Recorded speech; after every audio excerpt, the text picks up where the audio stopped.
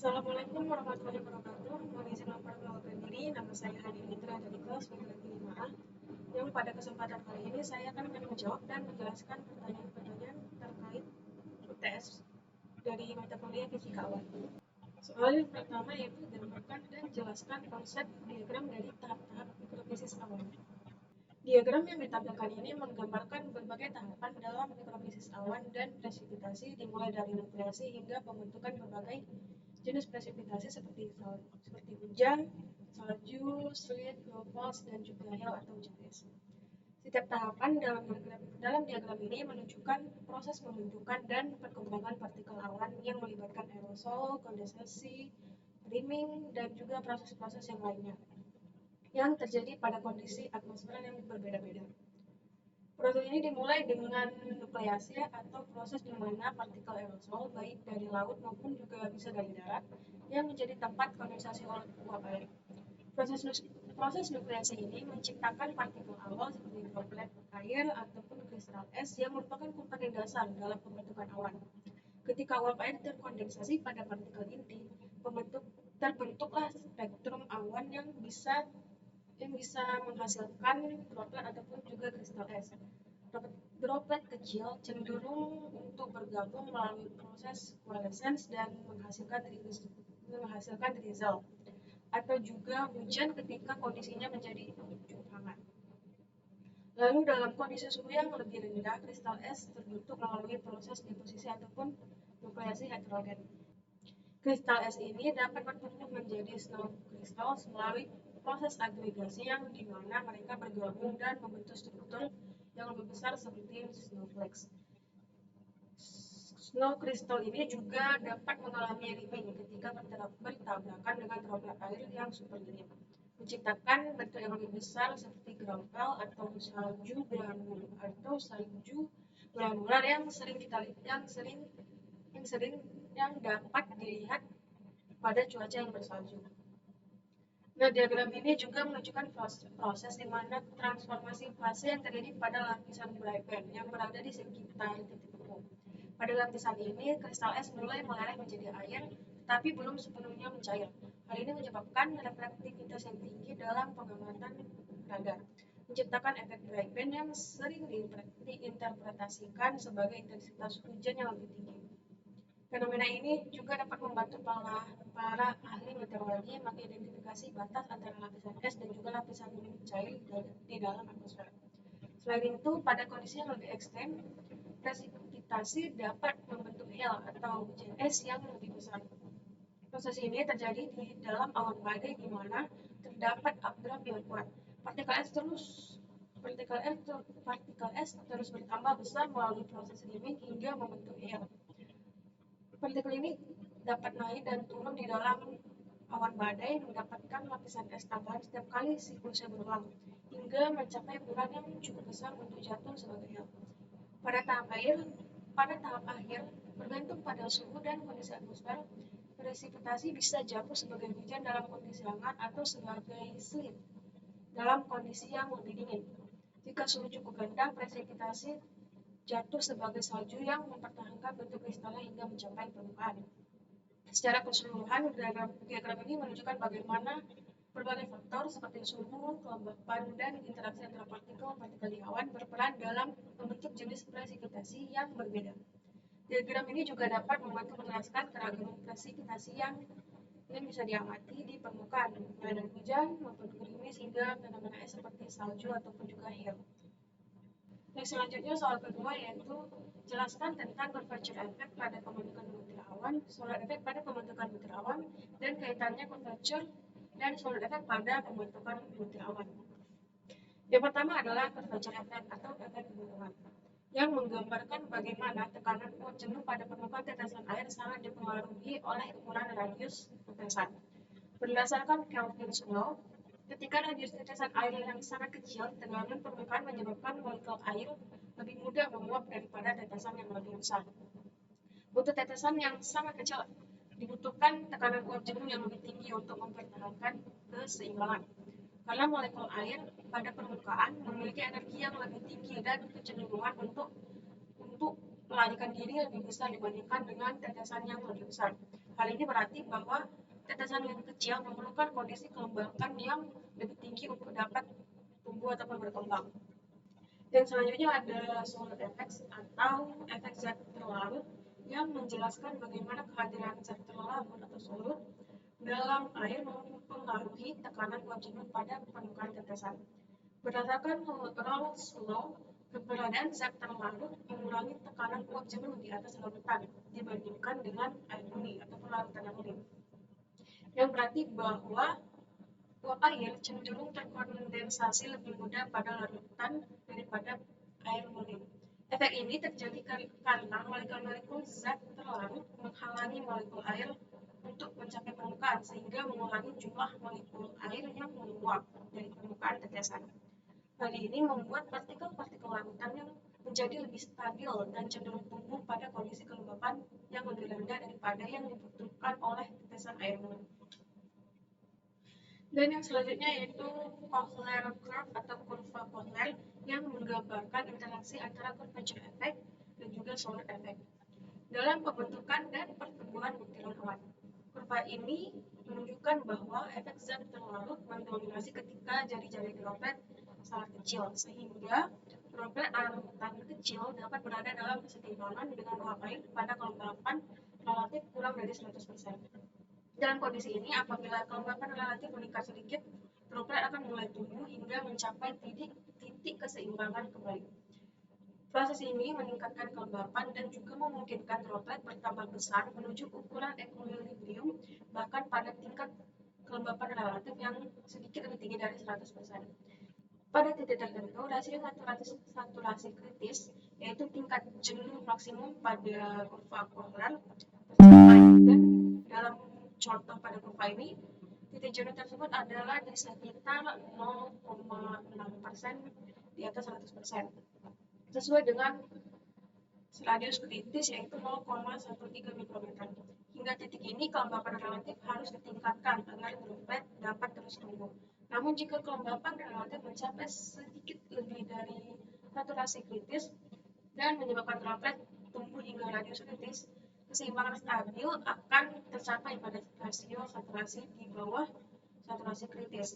Dengan kata lain, uap air akan terus menyatu dengan droplet sehingga droplet tersebut dapat tumbuh lebih besar tanpa perlu meningkatkan rasio saturasi di lingkungan sekitarnya. Pada ukuran di bawah radius kritis, droplet stabil dengan lingkungannya, yang artinya setiap perubahan kecil dalam rasio saturasi akan menyebabkan droplet tumbuh atau menguap hingga kembali ke keadaan seimbang. Droplet yang berada dalam rentang ukuran dari 0,1 hingga 1 mikrometer berada dalam keseimbangan stabil dengan lingkungannya. Setiap perubahan dalam rasio saturasi akan membuat droplet mengalami sedikit pertumbuhan ataupun penguapan untuk mencapai keadaan yang seimbang kembali. Droplet pada ukuran di bawah radius kritis disebut dengan particle haze, dan inti kondensasi yang mengarah pada pertumbuhan droplet disebut activated ketika droplet yang terbentuk di sekitarnya mencapai radius kritis. Setelah droplet melebihi radius kritis, ia akan terus bertumbuh menjadi droplet awan, asalkan rasio saturasi ambien tetap sedikit di atas keseimbangan yang dibutuhkan untuk mempertahankan kelembapan di permukaannya. Di awan yang sebenarnya, pertumbuhan droplet ini tidak selalu berkelanjutan karena adanya banyak droplet yang bersaing untuk uap air yang tersedia, yang menurunkan rasio saturasi saat kondensasi terjadi lebih cepat dibandingkan produk uap jenuh baru.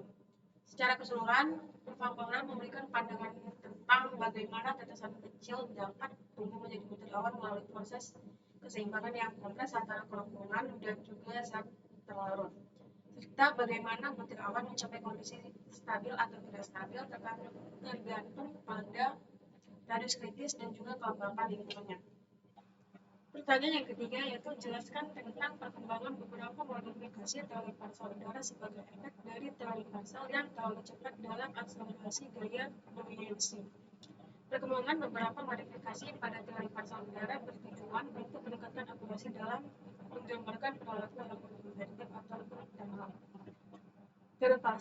Teori parsel dasar sering dianggap terlalu menyederhanakan sistem, terutama karena akselerasi yang terlalu cepat akibat gaya buoyancy yang diberikan. Modifikasi yang pertama adalah the burden of condensed water, atau beban uap air yang terkondensasi. Pada udara kering, gaya angkung yang bekerja pada satuan massa udara diberikan sebagai V sama dengan T per 1000 dikurang 1 plus mu, di mana mu menunjukkan rasio pencampuran dari kondensasi dalam satuan massa per massa udara. Untuk ekspansi adiabatik tanpa pengendapan mu sama dengan X, yaitu kandungan air cair adiabatik.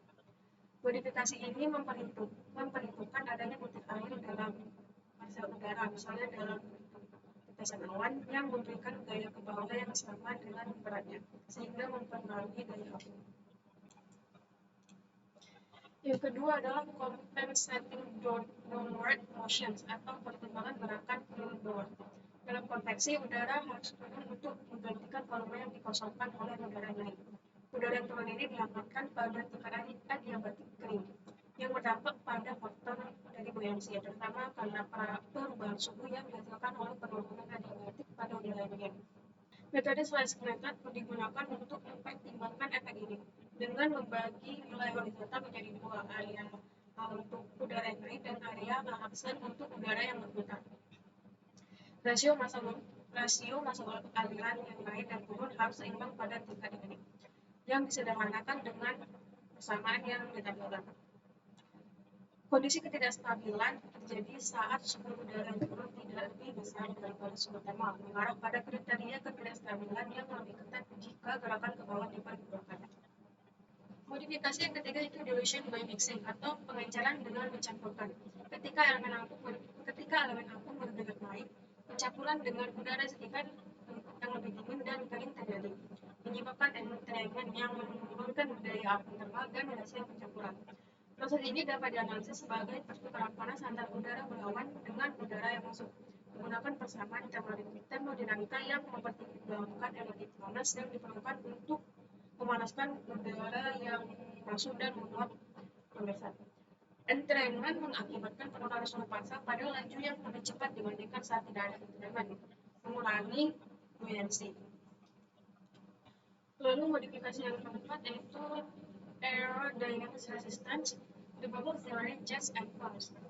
Dalam konteks atmosfer, partikel udara seringkali tidak hanya berbentuk bola tetapi dapat berupa pelang. Teori bubble memperkenalkan konsep bahwa partikel udara yang bergerak naik mempertahankan bentuk dan kecepatan partikel yang berbeda dari teori dasar, berdasarkan ukuran dan gaya dan buoyancy yang dimilikinya. Rumus kecepatan vertikal yang diperkenalkan oleh teori ini adalah U sama dengan C kali G B R pangkat setengah, di mana dia adalah percepatan gravitasi, dia adalah faktor dari buoyancy, dan R adalah jari-jari dari bubble atau lambung, dan C adalah konstanta. Teori ini memberikan wawasan tambahan dalam memprediksi bagaimana elemen konvektif seperti awan kumulus bergerak dan tumbuh dalam skala yang lebih besar di atmosfer. Untuk memperhitungkan pelang yang terbentuk di dalam awan, modifikasi ini mengasumsikan bahwa pelang bersifat kerucut dan memiliki profil gaya buoyancy serta kecepatan yang bervariasi dengan ketinggian. Kondensasi yang terjadi di dalam pelang menciptakan pola gerakan yang lebih kompleks dibandingkan dengan partikel kering. Cara ini menggabungkan daya buoyancy dan momentum untuk memprediksi pola gerakan dalam pelang yang lebih menyerupai aliran turbulen yang sering terlihat di dalam awan cumulonimbus. Lalu soal yang keempat yaitu sebuah droplet dari ukuran 2,xx mikrometer menjadi ukuran 3x mikrometer dalam selang waktu 1x menit di suhu minus 10 derajat Celcius pada tekanan 15,x kilopascal. Hitunglah supersaturation lingkungan, abaikan efek pola rambutan dan keuntungan di dalam persamaan pertumbuhan droplet. Sini sama dengan 10 pangkat 1,5 dan xx adalah 2 digit terakhir dari NPT. Berdasarkan soal yang tadi, diketahui bahwa konstanta yang menggambarkan efek gabungan dari konduksi panas dan difusi atau C1 sama dengan 10 pangkat 1,5 atau sama dengan 31,62 mikrometer kuadrat per sekon.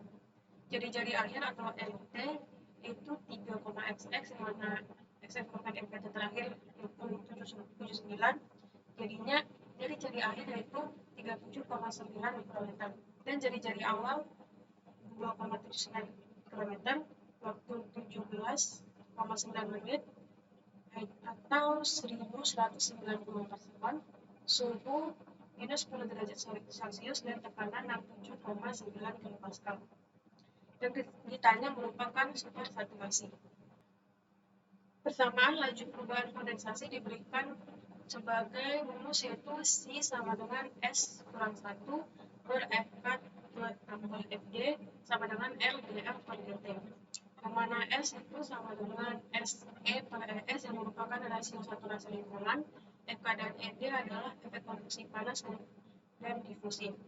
Hubungan antara jari-jari droplet terhadap waktu diberikan dengan persamaan LT sama dengan akar L0 kuadrat ditambah 2 T dikuadratkan menjadi R kuadrat T sama dengan R0 kuadrat ditambah 2 T, sehingga diperoleh rumus C sama dengan R kuadrat T dikurang R0 kuadrat per 2T, di mana C1 sama dengan 1 per FK per ditambah FD. Lalu disubstitusikan ke persamaan 1 hingga menjadi C sama dengan S kurang 1 dikali C1. Dan rumus supersaturation yaitu S kurang 1 sama dengan C per C1. Lalu dihitung berdasarkan persamaan tersebut sehingga didapatkan C bernilai 0,665 mikrometer kuadrat per sekon dan supersaturation bernilai 2,1%. Dan pertanyaan yang kelima atau yang terakhir yaitu berapa nilai kecepatan angin vertikal U pada periode orografi yang sebanding dengan periode dari buoyancy oscillation jika lapisan dari udara tersebut melewati daerah orografi dengan ketinggian x,x km terpisah dari aliran Lapslet 4,xx derajat Celcius per kilometer dengan suhunya adalah 2x,x derajat Celcius. Diketahui bahwa xx adalah dua digit terakhir dari detik. Berdasarkan soal tersebut, diketahui bahwa L sama dengan 7,9 km dan juga menjadi meter menjadi 7.900 meter. Lapslet adiabatik atau gamma D yaitu 9,8 Kelvin per kilometer menjadi 0,0098 Kelvin per meter. Lapslet aktual atau gamma sama dengan 4,79 Kelvin per kilometer sama dengan 0,049 Kelvin per meter. Lalu suhu 27,9 derajat Celcius dikonversi menjadi Kelvin yaitu 300,9 Kelvin dan gravitasi 9,8 meter per sekon kuadrat. Yang ditanyakan adalah untuk mencocokkan periode atau tahun dari gaya orografik dengan periode oscillasi buoyancy, rumus yang digunakan adalah tau sama dengan U per L sama dengan 2 Pi per N. Lalu frekuensi Bragg Vaisala dinyatakan sebagai N sama dengan G per T dikali gamma D per gamma pangkat setengah, sehingga didapatkan persamaan untuk menghitung kecepatan angin vertikal, yaitu U sama dengan Ln per 2Pi sama dengan L per 2Pi dikali G per T dikali gamma D dikali gamma pangkat setengah. Lalu didapatkan hasilnya sebesar 15,9 meter per sekon. Baiklah, sekian penjelasan dari saya. Lebih kurangnya saya mohon maaf. Wassalamualaikum warahmatullahi wabarakatuh.